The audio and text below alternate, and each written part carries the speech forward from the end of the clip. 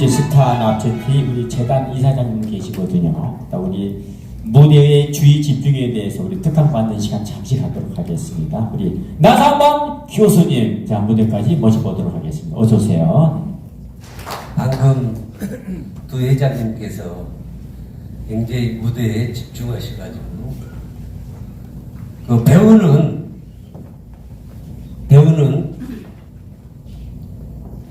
무대 안에서 뭔가에 집중을 해야 돼. 그래야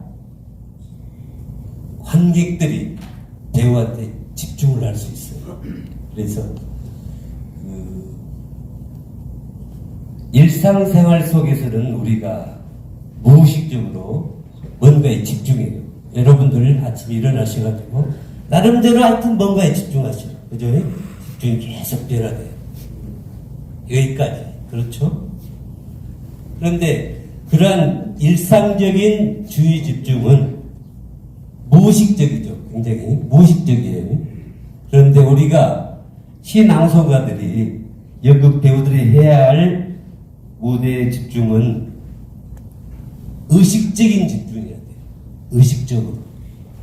그래서 시인들이 집중해야 할 대상은 뭘까요? 시인들이 무대에서 무엇에 집중해야 될까요? 시인이 제시한 그 시의 세계에 집중해야 되겠죠. 그죠? 그 시의 세계에 집중이 돼야 관객들이, 보시는 분들이 그 시의 세계, 작가의 세계에 시 낭송을 통해서 집중을 하게 되는 거죠. 그런데 그 집중이라는 게 의식적인 평소의 훈련을 통해서 시를 집중을 하게 돼 있어요. 여러분들이 무대에 집중할 것 같죠? 쉽지 않아요. 왜 그럴까요? 무대에 여러분들이 보통 시낭송가들이 잘 하시죠? 잘 하시는데 무대에 집중 어려울 거예요. 무대를 어렵게 만든 장애 요소가 뭘까요? 관객이에요, 관객. 그죠? 누군가가 보고 있어요. 그러면 어떤 공포심이 있죠. 공포도 있을 수 있고, 잘하겠다는 어떤 과욕도 있을 수 있고, 그러죠. 그래서 그 장애를 극복하기 위해서 우리는 무대에 집중하는 의식적인 훈련을 통해서 무대에 집중하는 훈련을 해야 돼. 그런데 그게 뭐냐? 무대에 집중은 두 가지가 있어요. 내면적인 집중, 외면적인 집중. 제가 지금 뭘 바라보죠, 무대에서. 그건 외면적인 집중이죠. 그런데 우리가 시낭송가들이 주로 사용해야 할 것은 외면적인 집중이 아닌 오히려 내면적인 집중이에요. 내면적인. 5가지가 있습니다. 내면적인 집중도. 그래서 우리가 여러분이 여기서 시를 낭송을 하는 것 같지만 그 낭송을 하실 때는 다른 시의 내용에 따라 다르겠지만 다른 어떤 세계에 집중이 되어 있어요. 그러겠죠? 작가가 제시한.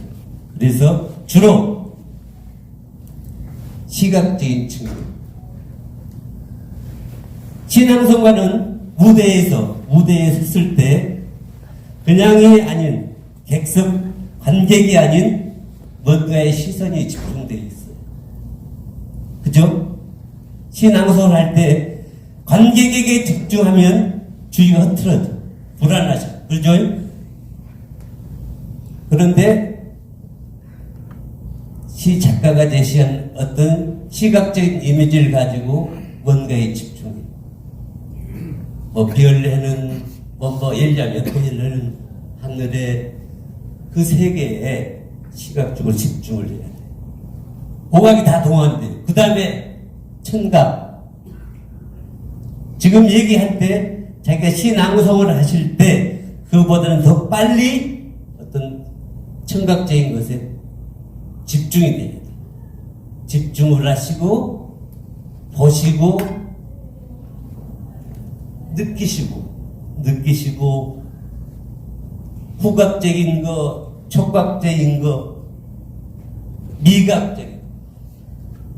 자기가 뱉는 대사보다도 빨리, 좀 더 빨리 자기 온몸에서 감각적 주의가 있어야 된다는 얘기예요. 그래야만이 관객이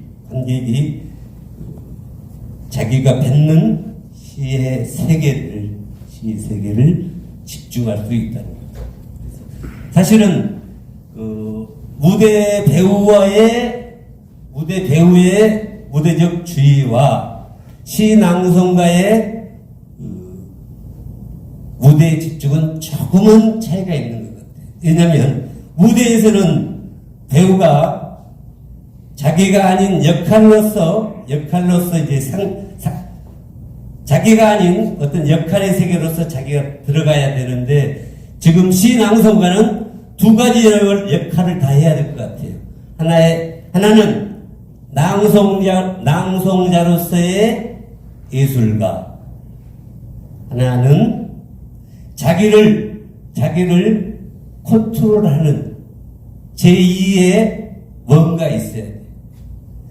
자기가 본인이 시를 낭송했을 때 그 세계에 완전히 빠져버리면